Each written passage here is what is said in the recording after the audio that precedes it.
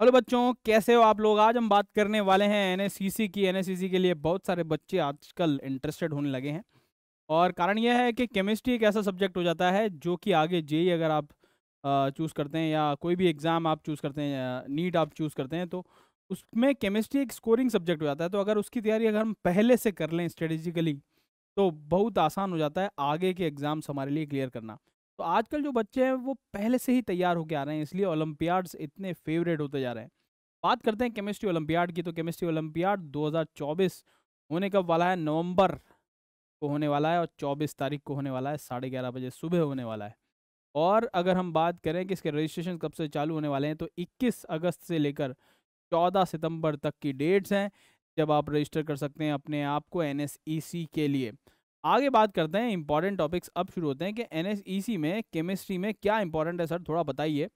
और तो हमने थोड़ा सा एनालाइज किया और देखा कि कौन कौन से टॉपिक जो है, अगर थोड़ा सा कंसाइज कर लें कि हाँ कौन कौन से टॉपिक्स पर और ज़्यादा मेहनत करने की ज़रूरत है तो वो कौन से टॉपिक हैं उनके बारे में बात कर लेते हैं। तो जल्दी से हम पर्दा गिराते हैं और पता करते हैं कि कौन से ऐसे टॉपिक्स हैं। तो पीवाईक्यूज़ को देखते हुए और एनएससीसी के फेवरेट क्वेश्चंस को देखते हुए हमने कुछ ना कुछ जो है आप लोगों के लिए निकाला है और वो क्या है ज़रा देखते हैं। तो केमिस्ट्री के बारे में अगर हम बात करें तो फिजिकल, इनऑर्गेनिक और ऑर्गेनिक 3 पार्ट हो जाते हैं। अब इनमें भी अगर हमने देखा कि एनएससीसी के पीवाईक्यूज़ देखें तो कौन कौन से टॉपिक ऐसे हैं जिनसे बार बार क्वेश्चन पूछे जाते हैं और उसका रिलेशन कहीं ना कहीं आगे आने वाले सेकेंड स्टेज आईएनसीएचओ से भी होता है, क्योंकि वहाँ पर भी जो फेवरेट टॉपिक्स हैं वही एनएससीसी के भी फेवरेट लगभग देखे गए हैं। और वो कैसे हैं जरा देखें। तो हम चालू करते हैं फिजिकल केमिस्ट्री में। फिजिकल केमिस्ट्री में सबसे फेवरेट टॉपिक है और वो है मोल कॉन्सेप्ट। हर जगह किसी भी एग्जाम में अगर फिजिकल केमिस्ट्री है तो वो ये तो आने ही वाला है, क्योंकि फंडामेंटल है यार। किसी भी अगर ऑर्गेनिक इनऑर्गेनिक में या फिजिकल मतलब ऑर्गेनिक में भी अगर मैं तड़का लगाना चाहूँ या इनऑर्गेनिक में तड़का लगाना चाहूँ तो रिएक्शंस की कैलकुलेशन के लिए बहुत ज़्यादा जरूरी हो जाता है। तो मोल कॉन्सेप्ट तो वैसे भी बहुत इंपॉर्टेंट है एंड स्टोइकियोमेट्री, ठीक है। तो इसलिए इंपॉर्टेंट हो जाता है। वाई की एरियाज क्या क्या है? मोलर मास, एवोगेड्रो नंबर और स्टोइकोमेट्रिक कॉफिशिएंट, लिमिटिंग रिएजेंट का फॉर्मूला लगाना, लिमिटिंग रिएजेंट पहचानना, एम्पेरिकल फॉर्मूला क्या है और उस पर बेस्ड क्वेश्चंस आपके आते हैं। मोल कॉन्सेप्ट एक बहुत ही फेवरेट टॉपिक हो जाता है, तो इसकी तो आपको बहुत अच्छे से प्रैक्टिस करनी है। और पहला चैप्टर होता है जो आप पढ़ते हैं तो इसकी तैयारी तो आप बहुत अच्छे से कर भी लेते हैं। तो ये तो इसको तो अनडाउटेडली हम बात करेंगे, मोल कॉन्सेप्ट के नाम लिए बिना तो अपन आगे चल ही नहीं सकते। नेक्स्ट जो है वो हमारे पास केमिकल काइनेटिक्स है। तो अगर हम बात करें आगे जितनी भी रिएक्शंस हैं, चाहे वो ऑर्गेनिक हो चाहे वो इनऑर्गेनिक हो, उनमें कहीं ना कहीं स्पीड से रिलेटेड चीज़ें हमें ध्यान रखनी पड़ती है। तो केमिकल काइनेटिक्स भी सिर्फ फिजिकल से रिलेटेड नहीं है, ये इनऑर्गेनिक और ऑर्गेनिक में भी जो है वो अपने इंपॉर्टेंस रखता है। इसलिए जब हम आगे देखते हैं आईएनसीएचओ के पेपर में तो जब भी ऑर्गेनिक का सवाल आएगा तो उसमें तड़का लगा होगा 2 चैप्टर्स का। एक तो होगा केमिकल काइनेटिक्स का और एक और इनऑर्गेनिक का चैप्टर है। कौन सा है, क्या आप लोगों को पता है? जल्दी से लिखो, मैं बताता हूँ कौन सा है। कोऑर्डिनेशन केमिस्ट्री, आपने नाम सुना होगा। क्यों इंपॉर्टेंट है? क्योंकि इसका जो कॉन्सेप्ट है वो हर जगह एप्लीकेबल है ना, वेरियस केमिकल प्रोसेसेस में एप्लीकेबल है।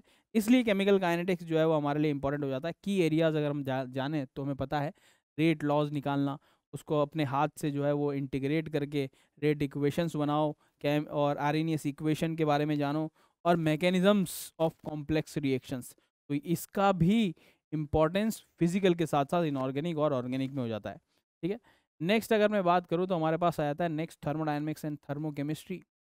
इसमें हमारे पास क्यों इंपॉर्टेंट है ये, इसके बारे में जाने तो ये हमें बताता है कि रिएक्शंस में चाहे कोई सी भी रिएक्शन हो तो वो किस तरीके से एनर्जी चेंजेस उसमें होते हैं। यहाँ फिर देखो जो चारों चीज़ें मैंने ली है वो चारों चैप्टर है तो फिजिकल के, मगर इनकी एप्लीकेशन इनऑर्गेनिक और ऑर्गेनिक सब जगह है। इसलिए ये सारे चारों टॉपिक हम लेके आए हैं फिजिकल केमिस्ट्री के, इसलिए ये इंपॉर्टेंट हो जाते हैं, है ना।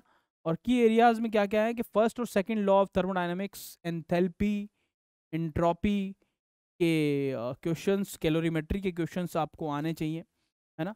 तो ये हमारे लिए इंपॉर्टेंट हो जाते हैं। तो हमने 4 चैप्टर्स के बारे में बात की और चारों बहुत इंपॉर्टेंट है, सिर्फ फिजिकल लेवल पर नहीं, इनऑर्गेनिक और ऑर्गेनिक पर भी।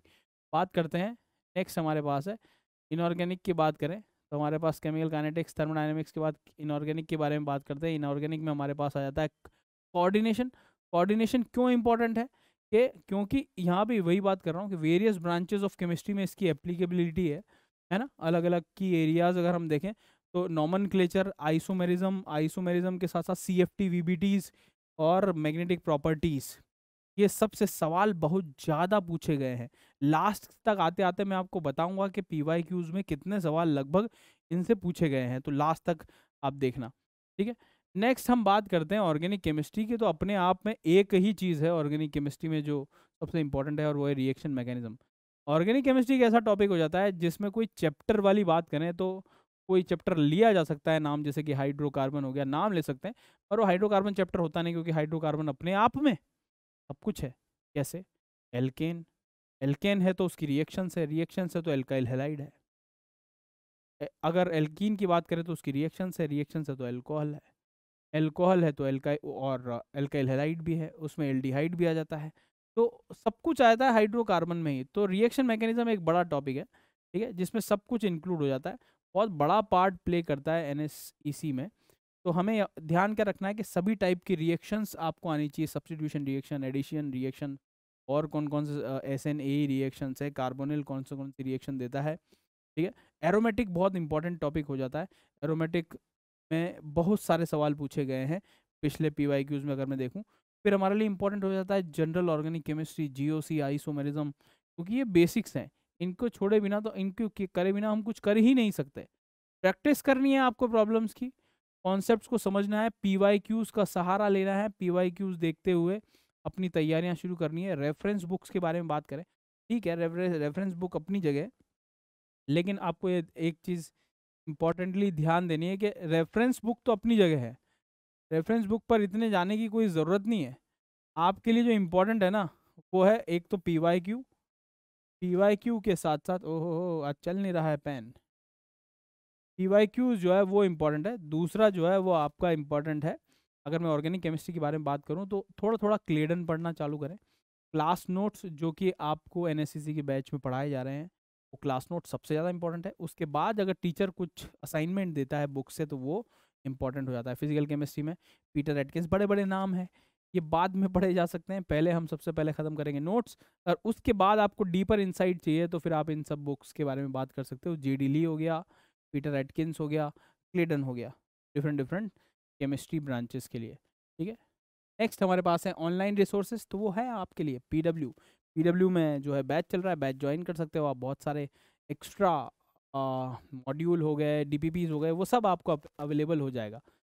नेक्स्ट अगर मैं बात करूँ और क्या किया जाए, तो अब यहाँ पर हम लेके आए हैं कि 10 साल के क्वेश्चन पेपर को अगर एनालाइज किया गया, एनालाइज करने के बाद कहाँ कहाँ से आपके क्वेश्चन पूछे गए हैं, वो है ये, जरा देखें। 25 क्वेश्चन मूल कॉन्सेप्ट से आए, एटॉमिक स्ट्रक्चर से 18 आए हैं, केमिकल काइनेटिक्स से 20, थर्मोडायनेमिक्स से 22, इलेक्ट्रोकेमिस्ट्री से 19, हाइड्रोकार्बन से 17, एल्कोहल ईथर से 15, कार्बोनिल से 21, अमाइन से 14, पीरियोडिक टेबल से 16, 23, 24, 15। तो हमारे पास ये वो लिस्ट हो गई जो टॉपिक की लिस्ट है, जो आपके लिए बहुत इंपॉर्टेंट है। ये वाले चैप्टर्स तो हमको ख़त्म करके जाने ही हैं। तो ये हो गया पूरा इनसाइट NSCC का, चैप्टर वाइज भी और सब्जेक्ट वाइज भी, डिफरेंट डिफरेंट सब्जेक्ट्स में कौन कौन से छोटे छोटे टॉपिक्स हैं जो आपको कवर करने हैं। तो ये था NSCC के बारे में। इसके अराउंड अपनी प्रिपरेशन बिल्ड करें और ज्वाइन करें NSCC का बैच, अगर आप चाहते हैं कि और कुछ बहुत ब्यूटीफुल सीखना आगे JEE में और आपके मेडिकल के प्रिपरेशन में मदद करना। तो NSCC बहुत बढ़िया रहने वाला है अगर आप केमिस्ट्री से प्यार करते हैं। दिस इज इट, मिलते हैं अगले सेशन में, तब तक के लिए स्वस्थ रहें, बाय, टेक केयर।